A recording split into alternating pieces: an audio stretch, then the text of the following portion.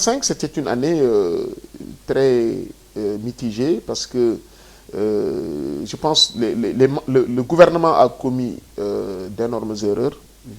Le fait d'arrêter par exemple le BTP, de faire de la fiscalité, je vais dire, un instrument de manière démesurée.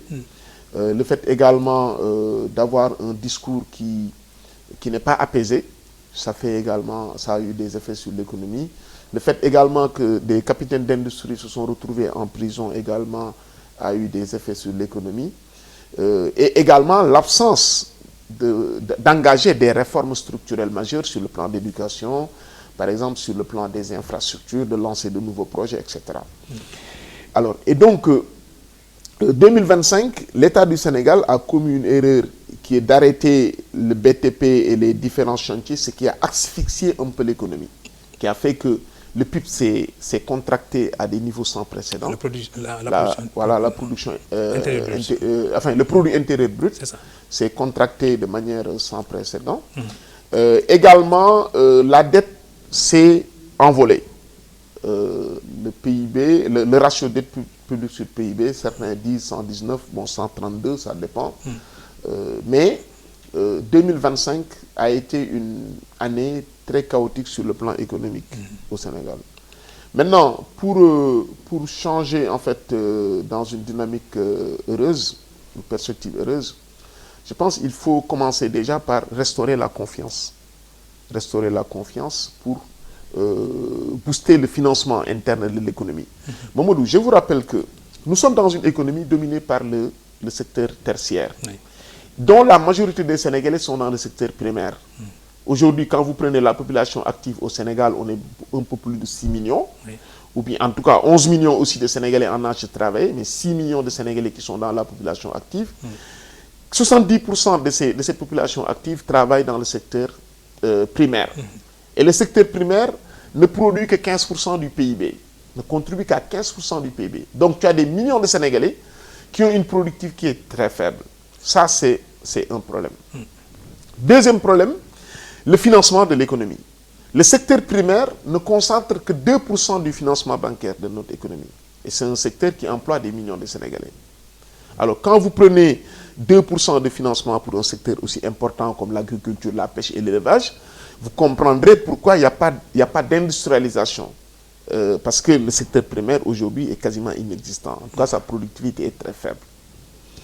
Alors, le financement aujourd'hui des entreprises également, que ce soit des PME comme des PMI également, pose problème parce que la croissance, par rapport à ce que les gens ne savent pas, la croissance est portée par les PME et les PMI. Aujourd'hui, le taux de financement des PME et PMI, c'est 35%. En tant qu'économiste universitaire, j'ai été directeur de cabinet du ministre de la Communication, des Télécoms et du Numérique. Et de par ma posture aux côtés de l'autorité, j'ai pu constater qu'il y avait beaucoup de contraintes, qu'il y avait beaucoup d'obstacles, d'accord, dans la mise en œuvre de la politique du numérique dans notre pays. Et je me suis dit, il faut que je restitue ma part de compréhension pour aider le débat, pour aider à comprendre. C'est pourquoi j'ai écrit ce livre. Et c'est parti d'une réflexion qui nous dit que le numérique, c'est 3,6% du PIB du Sénégal en 2022. Je me suis posé la question de savoir où est-ce qu'on a trouvé les 3,6%. Je me suis dirigé vers la NSD. Et j'ai compris que déjà il y avait un problème structurel. Quand la NSD chiffre le numérique, c'est uniquement pour tous les secteurs qui sont dans la communication, dans l'information, d'accord, et les télécoms. D'accord? C'est ça le numérique pour eux. Alors que la finance digitale, par exemple, c'est un des éléments importants du numérique. Il n'y a pas le numérique dans le transport au Sénégal, le numérique dans l'éducation, la santé, l'agriculture. Il est partout en principe. Toutes ces activités numériques qui sont dans ces secteurs-là, dans le tourisme, ne sont pas comptabilisées par la NSD. Parce que le masque de mesure, la métrique de mesure, n'intègre pas ces secteurs. Ça, c'est une des conclusions auxquelles l'étude a abouti. Alors, deuxième chose, j'ai vu qu'effectivement, dans l'économie du Sénégal, il n'y avait pas une stratégie de gestion et d'utilisation à bon escient des données. Parce qu'aujourd'hui, il faut dire que nous sommes dans l'économie des données. D'accord? Et adossé à une économie comportementale où on utilise les données pour pouvoir impulser des secteurs d'activité tels que l'agriculture, l'industrie, le tertiaire, les banques. Tous ces secteurs-là dépendent des données. Mais au Sénégal, il n'y a pas une politique aujourd'hui centrée, bien réfléchie pour utiliser les données. Au contraire, on utilise nos données dans d'autres pays. Je peux donner l'exemple des réseaux sociaux qui est l'exemple le plus, qui a le plus de saveur. Aujourd'hui, quand vous prenez les données des Sénégalais et des réseaux sociaux, c'est tous à l'étranger. Aujourd'hui se tenait la cérémonie de présentation de mon ouvrage intitulé Les équilibres géopolitiques, la Russie et le reste du monde. Il s'agissait pour moi, en tant que jeune chercheur, de revenir sur une problématique qui préoccupe le monde entier. Et quand on parle du monde, on ne peut pas exclure l'Afrique. Et quand on n'exclut pas l'Afrique, on ne va pas exclure le Sénégal. Donc il était temps qu'un Africain prenne la parole, puisse parler de ces questions mondiales-là à partir d'un regard africain, notamment sénégalais. Mais faciliter surtout la compréhension de ces nouveaux jeux et enjeux aux lecteurs guinéens, maliens, gambiens, béninois, ce qui a poussé c'est ce qui m'a véritablement poussé à produire cet ouvrage, qui n'est qu'un début par rapport aux perspectives que nous entendons dessiner, puisque nous voulons quand même inviter les jeunes chercheurs africains à plancher beaucoup plus sur la géopolitique qui est devenue une discipline non seulement globale mais transversale. Et de cette globalité et de cette transversalité dépendra largement le développement de la future Afrique dont nous pensons. Il y a des clichés reçus. Nous, en tant que jeunes intellectuels, vous savez, on a parlé de décolonisation. Et moi, j'ai l'habitude de dire qu'il est bon de faire la décolonisation des territoires. Mais il est important, si je devais parler en tant que géographe, j'allais parler de l'aménagement des esprits. Maintenant, peut-on parler d'aménagement des esprits si on ne déconstruit pas les mots que nous utilisons? Il y a deux philosophes qui discutaient.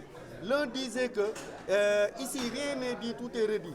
L'autre lui a dit, attention, rien n'est dit, tout est redit si les mots n'avaient pas changé de sens et les sens de mots. Aujourd'hui, nous sommes dans ce contexte. Les mots ont changé de sens et les sens ont changé de mots. Est-ce que nous ne devrons pas changer notre mindset, notre mentalité par rapport à ce qui se passe? Donc voilà pourquoi les jeunes chercheurs africains, singulièrement sénégalais, devraient quand même avoir voix au chapitre pour dire aux Sénégalais, pour dire aux Africains, attention, à côté de la voix française, à côté de la voix américaine, à côté de la voix russe, la voix africaine, notamment la voix sénégalaise, compte.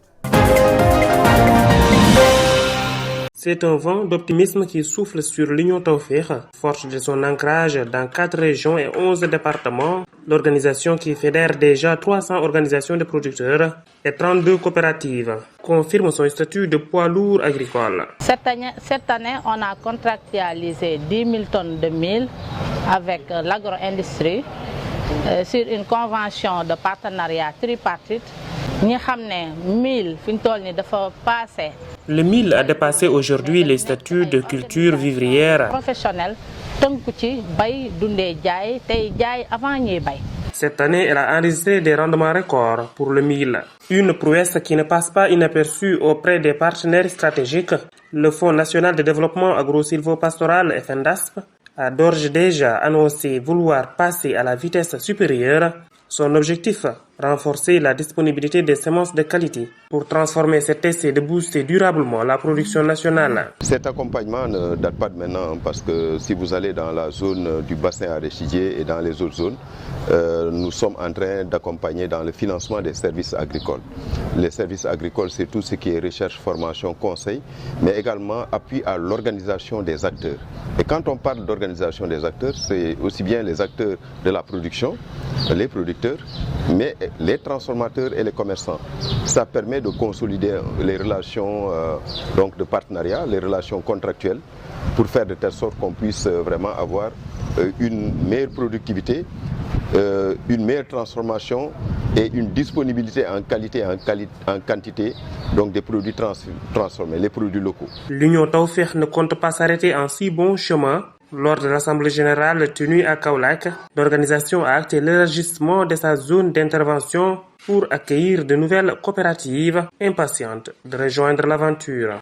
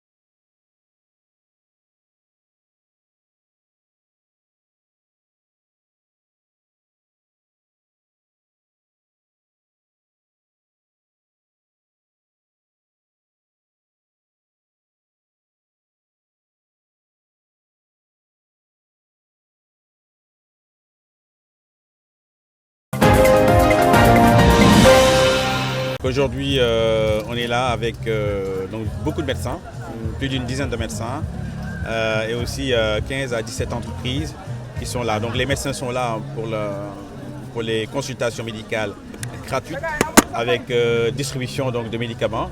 Donc vous voyez juste derrière moi, il y a quand même foule, il y a beaucoup de personnes qui sont en attente, qui font la queue pour se faire consulter. Donc c'est très important. La population plutôt de Dalifort attendait ça depuis très longtemps. Je pense que c'est la première fois qu'une consultation de cette envergure ait eu lieu. Maintenant, en même temps, il y a aussi donc le mini-forum de l'emploi, donc journée porte ouverte sur l'emploi, où donc une quinzaine d'entreprises sont présentes pour proposer des postes, donc des postes d'emploi. Donc il y a beaucoup de CV qui ont été récupérés par ces entreprises. Mais l'idée aussi, c'était surtout que les missions des entreprises soient expliquées, que les jeunes qui sont en recherche d'emploi puissent connaître quelles sont les entreprises qui les intéressent par rapport à leur métier, par rapport à leur avenir, par rapport à leurs ambitions. Je pense que c'est chose faite. Donc la journée ne fait que démarrer. Il y a du monde qui est en train de venir et c'est parfait pour tout le monde. Formation emploi parce que, comme dit, on a tous été jeunes, même si on est encore jeune, mais moins jeune. Et je pense que quand on était en classe de lycée, enfin, ça peut être première ou terminale, on n'a jamais pensé à notre avenir. On n'a jamais pensé à occuper un poste, à suivre un cursus. Donc tout ce qu'on faisait, c'est aller de classe en classe. Voilà. Donc moi, ce que je pense être nécessaire, c'est d'inverser la tendance, c'est-à-dire d'amener les entreprises dans les cités, dans les quartiers, dans les communes, afin qu'elles expliquent quelles sont les missions régaliennes, quel est l'impact donc, de ces missions sur la population locale. Et ça peut apporter de la vocation pour les jeunes. Donc en fait, c'est cette vocation-là que je cherche.